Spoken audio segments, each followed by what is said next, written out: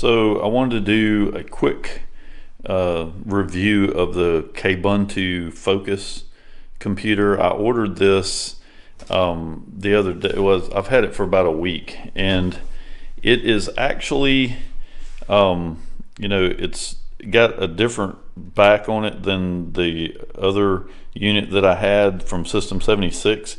It's built by the same company that built the System 76 Oryx Pro. But this is a 15-inch model instead of the 17 or 16-inch, which is the Oryx Pro that I had bought before. It has a 16 processor or 16 core processor i7 in it. I've got 32 gigs of RAM in it and about 3 terabytes of disk space on the M2 cards. The monitor is awesome on the thing. The build quality, the monitor, if you look, the monitor still flexes a little bit here, but the build quality on this unit is 10 times better than the Oryx Pro.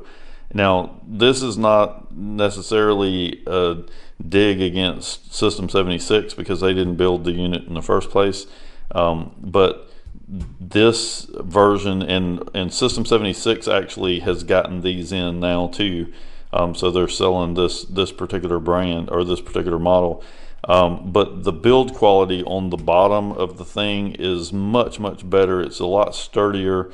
The keyboard's a little bit more condensed on here, but this keyboard is just as good as the Oryx Pro. It's better than the MacBook Pro, even the new MacBook Pro. The processor is super fast.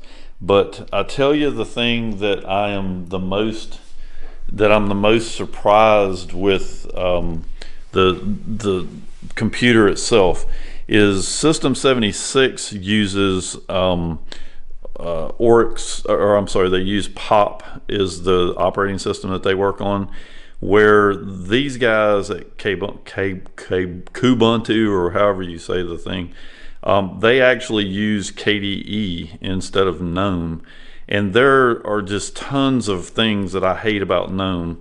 KDE, I used to use it all the time, but I have to say it's been years since I've used KDE, and having spent a few days playing around, about a week using KDE instead of GNOME, I'm actually blown away with how well this thing works. I can't believe that that everything is so fluid, and I'm not having to hunt for applications.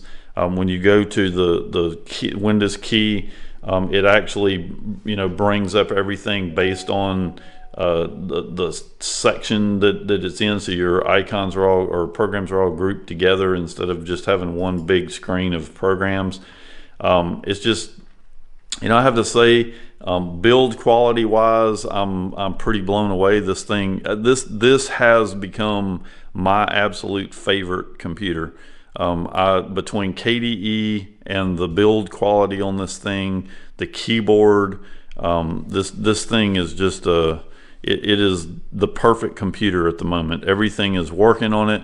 I haven't had any issues with it at all. I have all the programs and stuff loaded on here already that I need, and it's been just a joy to work with this thing. I hope it doesn't change, but I don't see any reason why it would.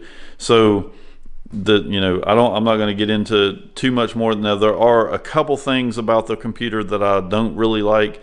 One of the things is the ports.